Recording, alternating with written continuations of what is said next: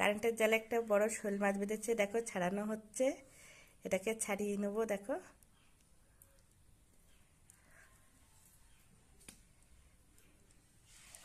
পুরো জ্যান্ত। গরম জল হয়ে গেছে। এবার যে ওলগুলো কেটে রেখেছি, ওলগুলো 2 মিনিটের জন্য একটু সেদ্ধ করে নিতে হবে।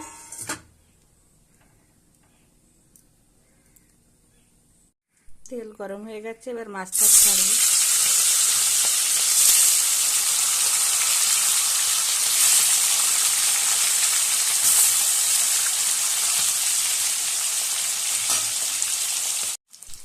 মাছটা দেখো লাল লাল করে ভেজে নেওয়া হয়ে গেছে, এবার তুলে নেব। দিয়ে দেবো গোটা জিরে, তেজপাতা, সেদ্ধ করে রাখা ওলগুলো।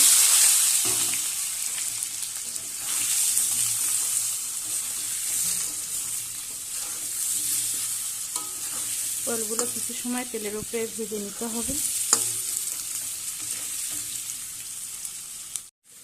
ওলগুলো হালকা লাল ভাজা হয়ে গেছে।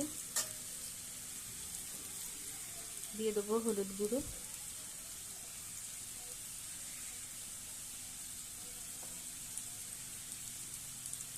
পরিমাণ মতো লবণ,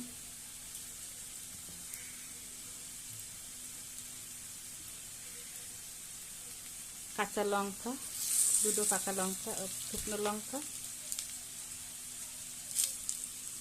জিরের গুঁড়ো, গরম মশলার গুঁড়ো,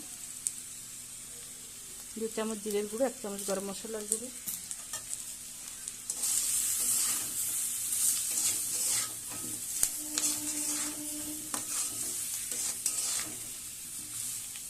এবার মাছগুলো দিয়ে দেবো। মাছের দেখো ডিম হয়েছে।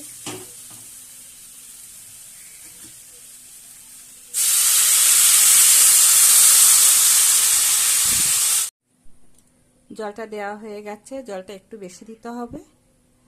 এবার আমি ঢাকনা দিয়ে ঢেকে 10 মিনিটের জন্য জাল দিয়ে নেব। তরকারিটা দেখো হয়ে গেছে, কালারটাও কিন্তু খুব সুন্দর এসেছে। তরকারিটা এবার নামিয়ে নেব।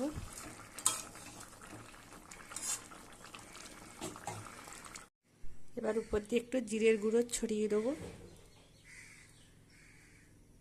জিরের গুঁড়ো ছড়িয়ে দিলে কিন্তু ওলের তরকারিতে খেতে খুবই ভালো লাগে।